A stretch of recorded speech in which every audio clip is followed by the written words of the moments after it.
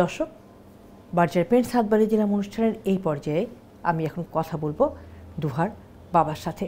কেমন আছেন? আলহামদুলিল্লাহ, আপনি ভালো আছেন? আলহামদুলিল্লাহ, আমিও ভালো আছি। আপনার নামটা জানতে চাচ্ছি। আমার নাম মোহাম্মদ এমদাদুল হক। কি করছেন? আগে একটা চাকরি করতাম, এখন চাকরি করি না। এখন আমার পছন্দের মতন আমি আমার জীবন চলার জন্য একটা কাজ বেছে নিয়েছি, ওইটাতে আমি আমার মানে ব্যক্তি উদ্যোগে আপনি কাজ করছেন। জি জি। এই দীর্ঘ 12 বছরের আপনার কন্যাকে নিয়ে এই পথ চলার অভিজ্ঞতার কথাটা যদি আমাদের দর্শকদের সাথে আপনি শেয়ার করতেন।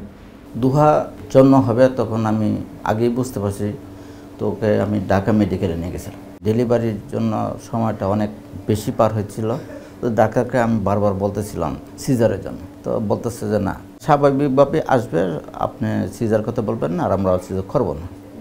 স্বাভাবিকভাবে আসছে, লম্বা একটা সময় গেছে। ডেলিভারি হওয়ার সাথে সাথে আমাকে সর্বপ্রথম খুলে দিল, বলে যে ঢাকা মেডিকেল এত নম্বর ওয়ার্ডে যান, বাচ্চার সমস্যা আছে। তাই আমি নিয়ে গেলাম। ডাক্তার তাকে দেখার পরে বলতেছে যে সে তো অসুস্থ, আপনি কি ভর্তি নেবেন? হ্যাঁ, ভর্তি দেন। তো ঢাকা মেডিকেলের সাথে সাথে তাকে ভর্তি দেওয়া হলো। সপ্তাহখানি আমি এখানে থাকার পরে ডাক্তারকে বললাম যে আমার বাসার কাছে শিশু হাসপাতাল, আমাকে রেফার করে দেন, শিশু হাসপাতালে চলে যায়, আমার জন্য ভালো হবে। তো শিশু হাসপাতালে আসার পরে অনেক পরীক্ষা নিরীক্ষা পরে ওরা বলতেছিল যে মাথার মধ্যে ভাইরাস আছে। তো ভাইরাসের জন্য 21টি ইঞ্জেকশন দেওয়া হয়েছে তাকে। তো বাসায় চলে আসলাম। এই কয়েকদিন পর পর অসুস্থতা বেড়ে যায়। বেড়ে যাওয়ার সাথে সাথে আপনার শিশু হাসপাতালে যাই। মানে কি অসুস্থতা?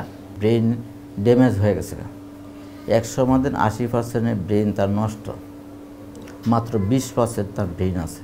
দুহাকে নিয়ে আমি পিজি হাসপাতালে, ঢাকা মেডিকেলে, শিশু হাসপাতালে, 14 নম্বর সিআরপি, সাভার সিআরপি, এই অনেক দৌড়াদৌড়ি করছি, কাগজপত্র নিয়ে অনেক ডাক্তার দেখেছি। দেখানোর পরে এখন আমরা নিয়মিত এই 10 বছর ধরে আমরা এমআরকা নিয়ে আমরা সবসময় বাচ্চাকে নিয়ে যাই। ওরা আমাদের প্রতি অনেক সহানুভূতি দেখা, এখানেই আমরা তাকে ফুল অফে নিয়ে যাই, চিকিৎসা নিচ্ছি। যখন জানলেন যে আপনার সন্তানটি বিশেষ চাহিদা সম্পন্ন, সেই মুহূর্তে আসলে এটা কীরকম একটা ভাবনা তৈরি করলো আপনার মনের মধ্যে, এবং এই বিষয়টাকে আপনি কীভাবে গ্রহণ করলেন? প্রথম অবস্থা আসলে আমি একটু কাতর হয়ে গেছিলাম, দুর্বল হয়ে গেছিলাম। তো অনেক আমার মহব্বতের লোকেরা আমার এই বিষয়টা জানতে পারছে।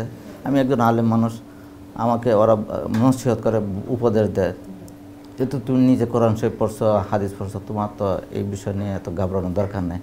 আসলে তো কথা সহি, যত কিছু হয় তো সব আল্লাহ তাআলার পক্ষ থেকে হয়। এই বাচ্চার না হয় আমারও তো হইতে পারে। এই জন্য আগে ফ্যামিলির সমস্ত সদস্যরাই ওকে নিয়ে আমরা স্বাভাবিকভাবে জীবনযাপন করি, কোনো টেনশনই করি না।